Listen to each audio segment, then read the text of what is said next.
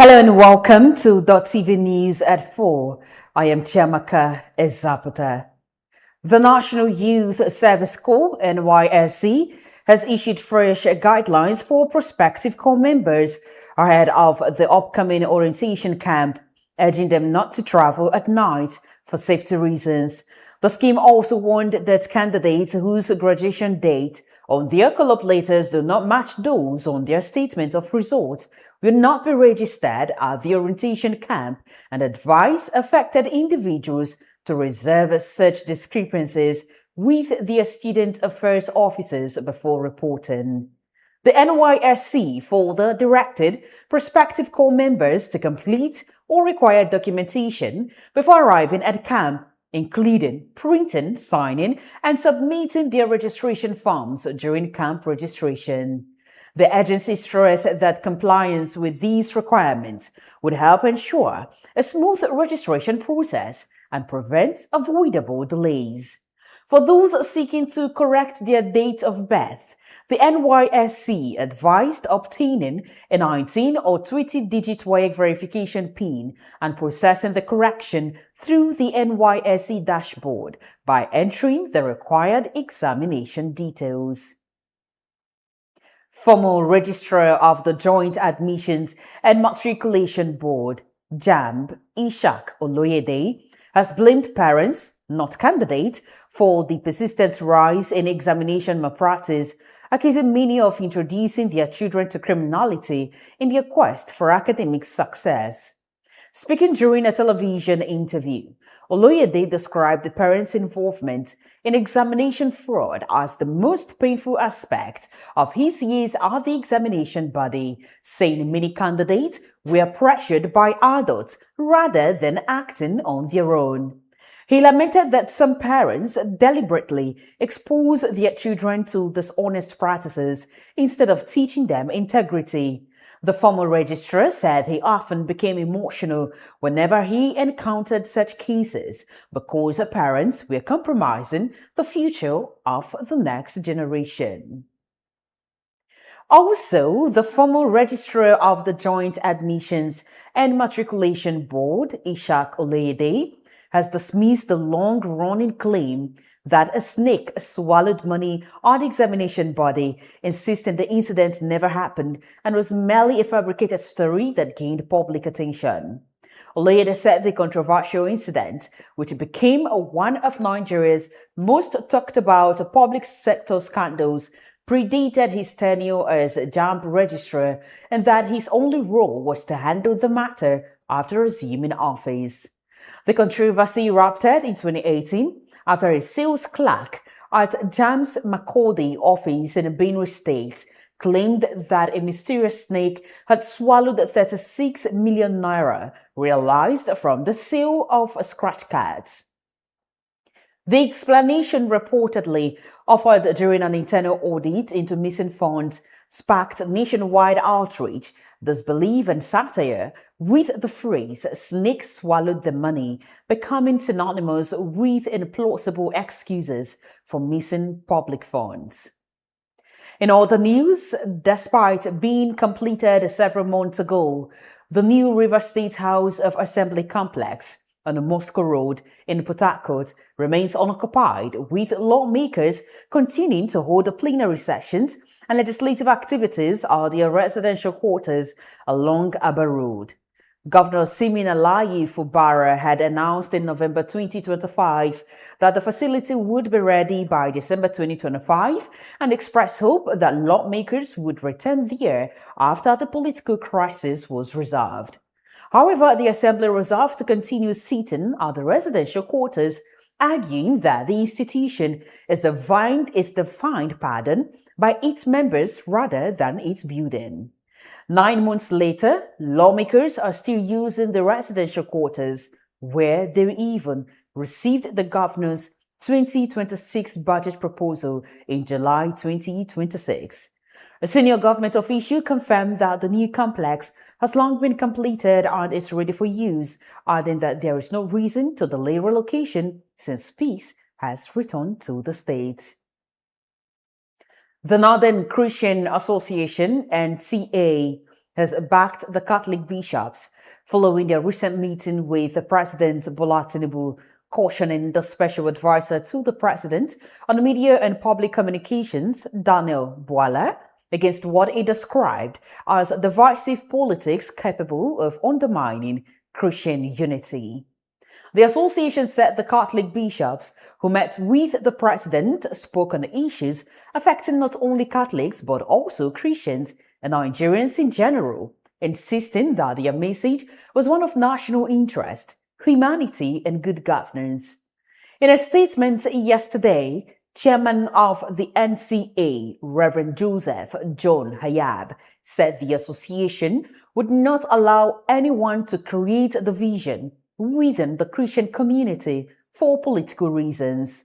He said the Cardinal and the Catholic bishops who visited President Tinubu deserved respect, noting that they met with the president to discuss issues concerning humanity, Christians, and the welfare of all Nigerians, rather than matters affecting only the Catholic Church.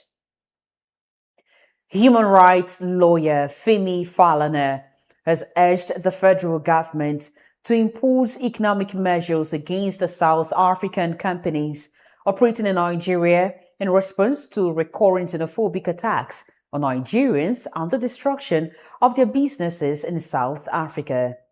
Speaking in Elawi Ekiti State on Saturday, Falana said diplomatic protest alone would not compel the South African government to take decisive action, stressing that international relations are guided by the principle of reciprocity. He called on Nigerians to patronize alternatives to South African-owned businesses where available, citing MTN as an example. Falana also recalled Nigeria's nationalization of British Petroleum during the apartheid era, arguing that similar measures against some South African investments could be considered if necessary to demonstrate Nigeria's seriousness. Falana further urged the federal government to grant Nigerians direct access to the African Court on Human and People's Rights by depositioning the required legal instruments to enable victims of xenophobic attacks to seek justice before the Continental Court, just as citizens can currently approach the ECOWAS Court of Justice over human rights violations. And Nigeria's First Lady, Oluremi Tinubu, has called on mothers, especially lactating mothers, to embrace breastfeeding, describing it as the foundation for a child's healthy growth and lifelong development. In her message to commemorate the 2026 World Breastfeeding Week, observed from August 1 to 7, the First Lady joined the global community in supporting this year's theme, Breastfeeding for a Sustainable Start in Life, Strengthening What Works. She said breastfeeding lays the foundation for a child's healthy growth and lifelong development, making it a vital investment in families and a nation. The First Lady also encouraged mothers, particularly lactating mothers, to adopt healthy lifestyles and eat nutritious foods for their well-being and that of their children. Elsewhere, the Kano State Hisbab Board has arrested a popular TikTok content creator, Namadina Tundawada, over allegations that he encouraged young people to engage in fornication through content posted on his social media platform. The Deputy Commander General of the Kano State Hisbab Board, Mujahid Amnuddin, disclosed this in a statement issued on Monday. According to the statement, operatives of the Hisbab Command in Tudunwada local government area apprehended the TikToker following the circulation of a video in which he compared the cost of marriage with that of fornication. In the video, Namadina was quoted as saying that engaging in illicit sexual relations could cost about 2,000 naira, while marriage could require as much as 200,000 naira, a comparison authorities believe could influence young people to avoid marriages. Hisbab alleged that the content amounted to encouraging youths to commit fornication by portraying it as a cheaper and more convenient alternative to marriage. The High Court judge abducted in Kebbi State a week ago, Farouk Hassan Bunza, has returned home safely after regaining his freedom.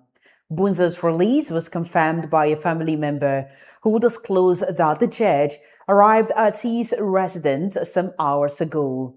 The judge's family also expressed gratitude to the Kebbi State Judiciary, the security agencies, and the entire people of Kebbi State who contributed in different ways, offered prayers, and sent messages of sympathy.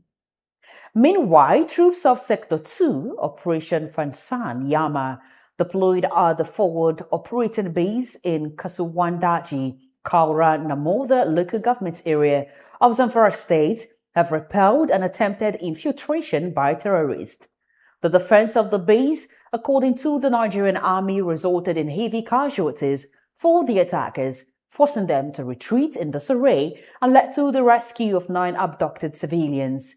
It, however, said that an army officer and a police officer lost their lives during the operation, which occurred at approximately 1:40 a.m. on August 2, 2026, when terrorists attempted to exploit the cover of darkness to breach the military facility.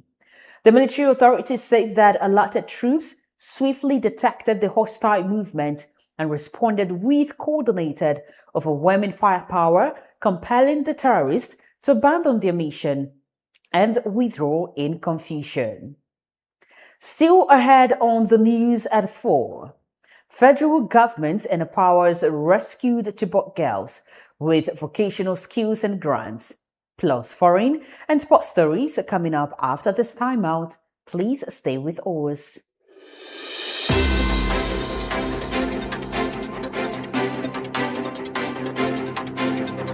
In the heart of Asaba, where the street tells the stories every single day. From the corridors of powers to the decisions shaping governance and politics in Delta and Nigeria.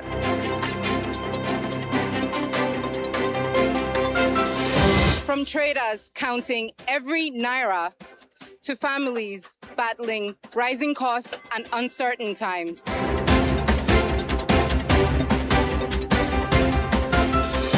From football pitches to sporting successes to the major developments making the headlines all over the world. And from the untold human stories, the struggles, victories, resilience, and hope of the everyday Nigerians. This is the news beyond the headlines. Dott TV News are your trusted window to stories that truly matter to the people. Here, we don't just report events, we tell the human stories behind them.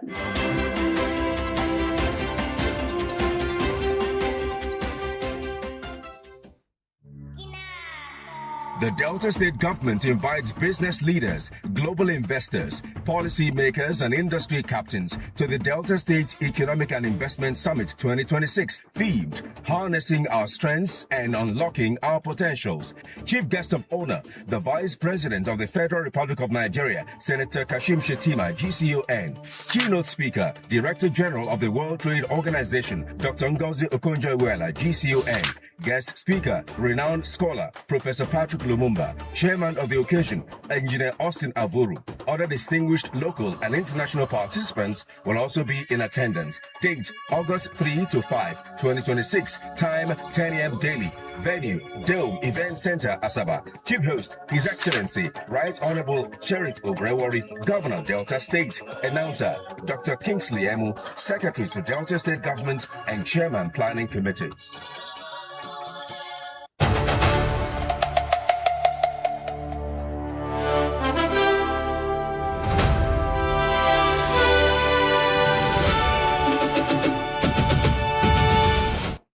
Thanks for still being there. Now to the rest of our stories. The federal government has empowered 18 rescued Chibok girls with cash grants and vocational starter packs to promote self-reliance and economic independence. The support was presented during the graduation ceremony of the Girl Support Program in Yola, Adamawa State. Minister of Women Affairs, Imam Suleiman Ibrahim, said the initiative demonstrated that empowerment was an investment in people rather than an act of charity.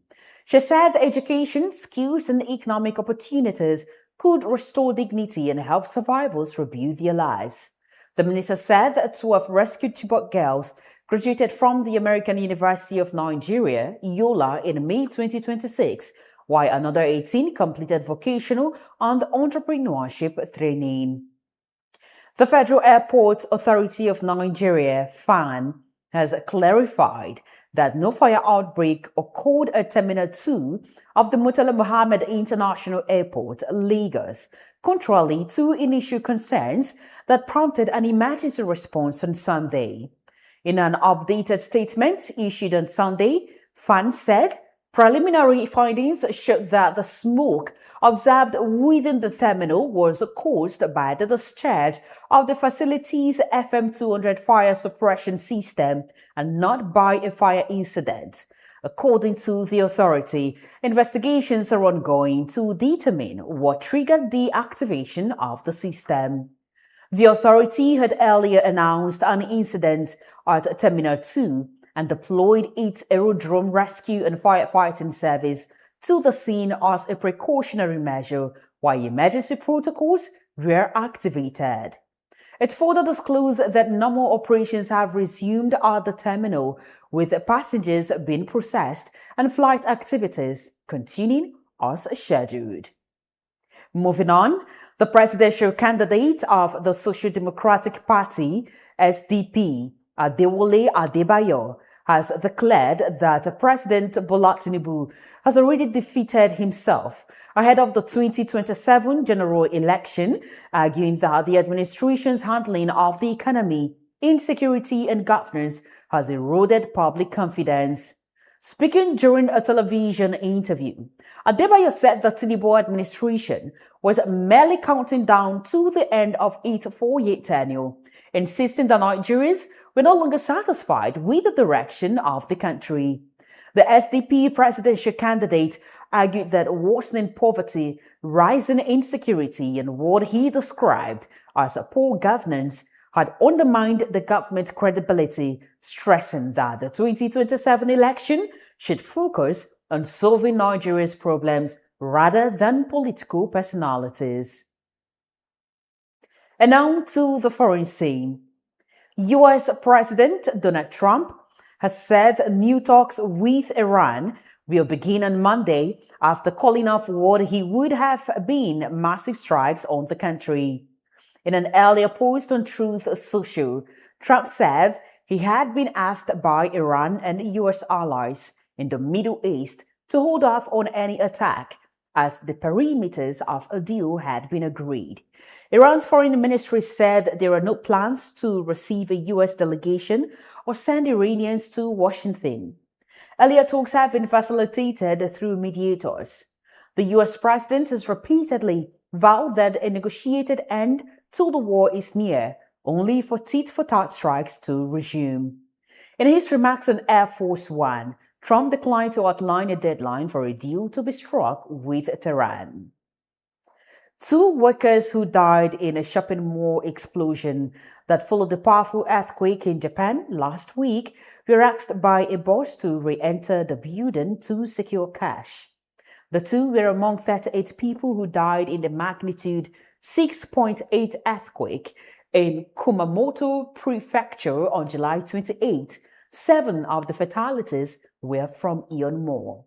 One of 2 workers has been named as 22-year-old Kurumi Yotek. The identity of the other deceased employee has not been made public. Otek's family told local media that she ran into a relative outside the Ion Mall after the earthquake. She told the relative that she had to go back in because her company had asked her to move money from the cash register into a safe. Meanwhile, Massive Attack have said they were surprised and disappointed by their treatment by Singaporean authorities after expressing pro-Palestine sentiment during a performance in the city-state. The group wrote on Instagram on Sunday that its members You were detained by the police, isolated and separately questioned, with some subject to hotel room searches and temporarily passport confiscation. The band's two members held up a Palestinian flag during its July 29 show there and shouted, "Free Palestine," alongside members of the audience. Singapore, which has stringent rules on public speech and assembly, subsequently said it had indefinitely banned massive attack from returning to the country. Up next is sports news with Anthony Uche. Team Nigeria concluded an inspired campaign at the 2026 Commonwealth Games in Glasgow, Scotland, finishing 7th on the overall medal table and the top performing African nation. The contingent delivered an impressive haul of 24 medals, comprising of 10 gold medals, 7 silver and 7 bronze medals across track and field, weightlifting, para-powerlifting and judo. The Games saw landmark individual performances, headlined by historic triumphs on the track and in field events. Samuel Ogazi made history by capturing Nigeria's first ever Commonwealth gold in men's 400 meters, while Nathaniel Ezekiel secured gold in the men's 400 meters hurdles, and Chukwuebuka Enekwechi delivered a gold throw in the men's shot put event. Powerful contributions from weightlifters and para-powerlifters further bolstered Nigeria's gold medal tally. Now to more Nigerian sports news, where Rafael Onyedikachi has finalized his transfer from Belgian giants Club Brugge to Bundesliga side Eintracht Frankfurt. The Super Eagles midfielder put pen to paper on a 5-year deal, keeping him at the German club until 2031. With this move, Onyedika becomes the 6th Nigerian footballer to represent the Eagles, joining the likes of JJ Okocha, as well as Isaac Ojigwe, Donald Ago, Nduka Anyanwu, and Henry Isaac. Onyedika arrives in Frankfurt, boasting proven track record of silverware and high-level European experience. During his tenure in Belgium, he won 2 Belgian league titles, a Belgian Cup and a Belgian Super Cup, adding to his earlier Danish Cup triumph with Midtjylland. With 268 senior club appearances under his belt, including 24 in the UEFA Champions League. Over the last 3 seasons, the defensive midfielder brings dynamic battle-tested depth to Eintracht Frankfurt's central ranks ahead of the new campaign. In other transfer stories, Chelsea completed the signing of 35-year-old English forward Danny Welbeck from Brighton on a 2-year contract for a reported fee of around £5 million. Brentford also shattered their club transfer record by signing Malian midfielder Mamadou Sangare from RC Lens in a deal worth up to £39 million. Bournemouth also boosted their ranks with the signing of Portuguese international defender Antonio Silva for an initial fee of £21.4 million, plus performance-related add-ons. In some transfer rumors, Arsenal has entered the advanced discussions with Newcastle United for Brazilian midfielder Bruno Guimaraes, and Real Madrid have issued a final contract renewal offer to Vinicius Jr. amidst lingering interest from Premier League clubs, most notably Arsenal. Anthony Uche reporting from the Sport Desk for Dott TV News. And that's a wrap on the news at 4 on Dott TV. Thank you for joining us. I am Chiamaka Ezapata.